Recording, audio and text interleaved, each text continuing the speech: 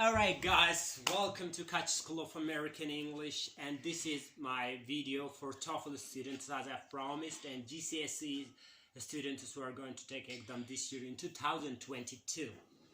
So before that, I would like to say for all Christians, Happy Easter. So in today's video we're going to see chapter 1, prose responding to characters. Prose responding to characters. In this chapter, you'll develop your reading response to characters and to writer's skills in creating them. If you can discuss what characters are like, what they do, you'll show engagement and familiarity. But if you can explain how a character has been made believable or interesting, you'll show insight into the writer's methods.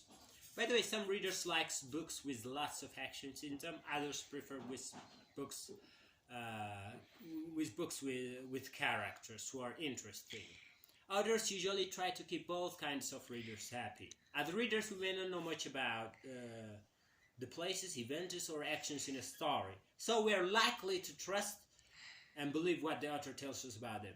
But when it comes to characters, we all know people in real life and we know how they react and what makes them tick. Making readers believe in characters is not easy. So making them interesting and vital is part of a writer's skill. Others have different ways of making characters seem real on the page.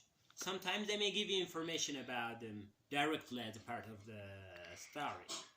For example, here. He's a bad-tempered, ungrateful man who hated children and showed feelings for his cats. This is explicit information, telling the reader what to think about the character. Writers often use appearances to suggest character without referring to what characters do or say. The effect on the reader depends on the choice of vocabulary, which may be positive or negative, as you can see from this extract, Martin Chuzzlewit by Charles Dickens.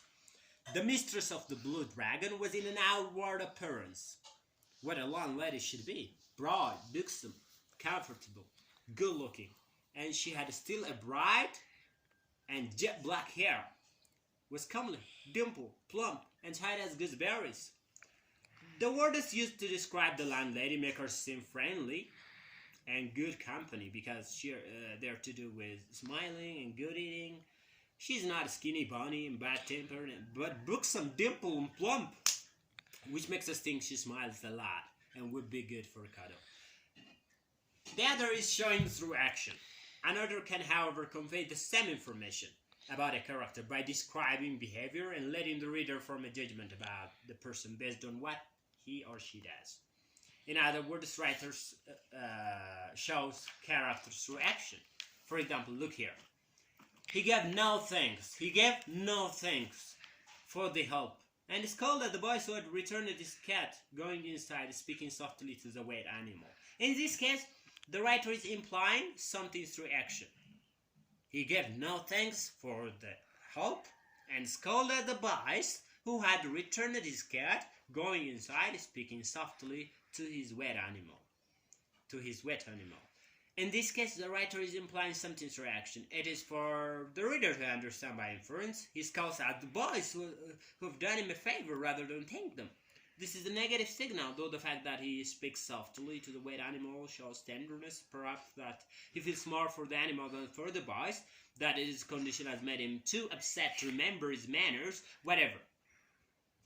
The reader's judgment of the man is based on the narrative details of what he does, rather than what the author tells us explicitly. He gave no thanks for the help and scolded the boy who had returned his cat, going inside, speaking softly to the wet animal. Look at the passage, how from Great Expectation, where Charles Dickens uses the simplest domestic activities to suggest the attitude, manner, and personality of Pip's older sister, who is the foster parent. Which details of her manner and movement gives you clues to her personality. My sister had a trenchant way of cutting our bread and butter for us that never varied.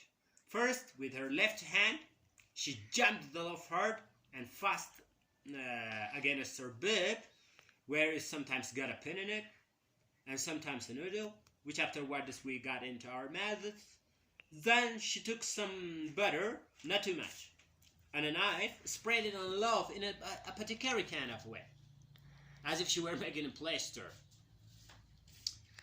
Using both sides of the knife with slapping dexterity and trimming and molding the butter of the crust. And then she gave the knife the final smart wipe on the edge of the plaster, and then sewed a very thick round of the loaf, which she finally, before separating from the loaf, hewed into two halves, of which Joe got one and I the other.